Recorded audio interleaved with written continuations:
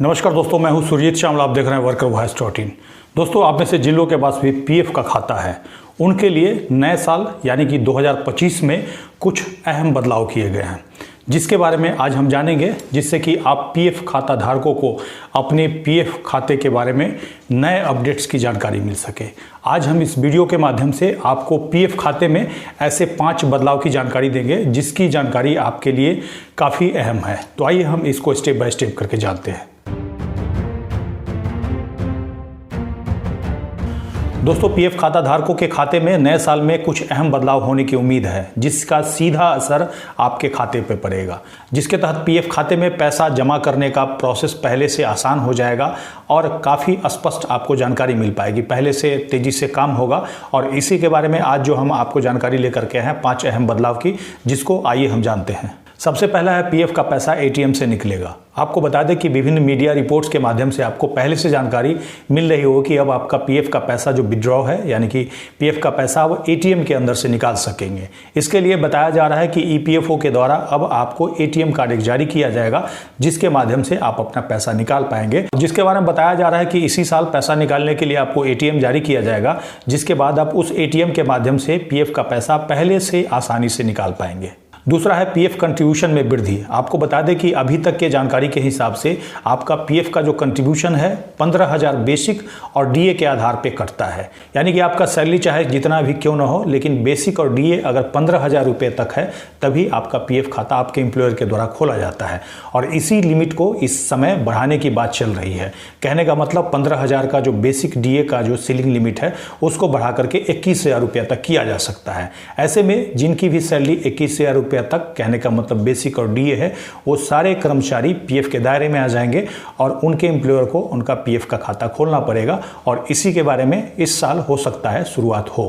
तीसरा है, PF equity limit भी बढ़ेगी। कहने का मतलब जो पैसा आप अपने पीएफ खाते में जमा करते हैं, यानी कि आपके सैलरी से जो कट करके पीएफ खाते में पैसा जमा होता है, या फिर आपके एम्प्लॉयर के द्वारा जो काट करके पीएफ के खाते में पैसा जमा होता है, उस पैसे को सरकार कहीं इन्वेस्ट करती है और उससे कुछ इनकम कमाती है, ब्याज कमाती है, और उसके बाद उसी पैसे को आपको ब्याज के रूप में दिया जाता है, जिसमें एक तरीका एक्सचेंज ट्रेंडेड फंड यानी कि ईटीएफ में निवेश का भी है।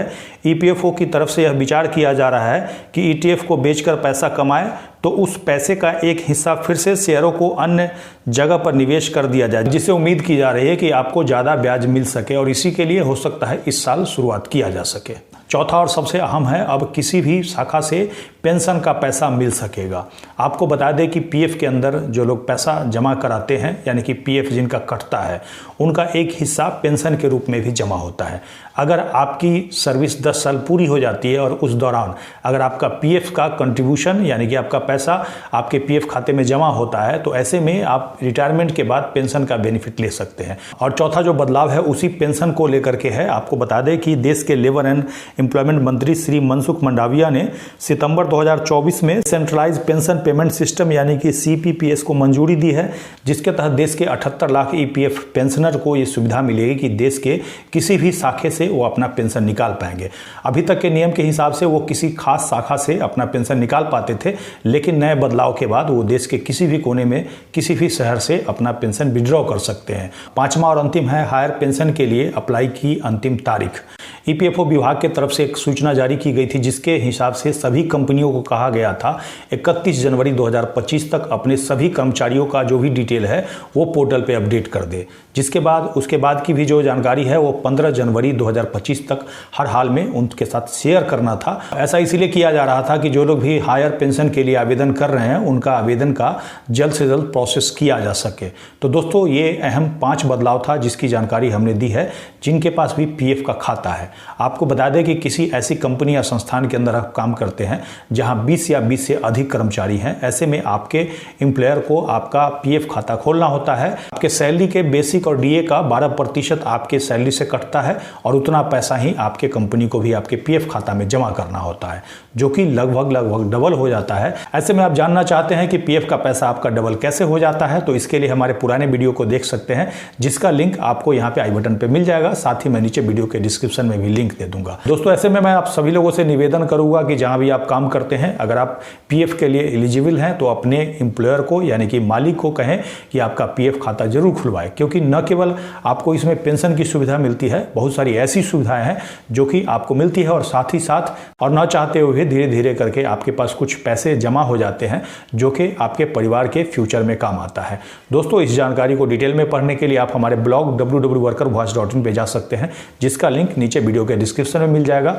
अगर आप हमें फेसबुक पे देख रहे हैं तो पेज को लाइक करेंगे, यूट्यूब पे देख रहे हैं तो चैनल को सब्सक्राइब करेंगे, वीडियो को अधिक से अधिक शेयर करेंगे ताकि अधिक से अधिक साथियों तक ये जानकारी पहुंच पाए।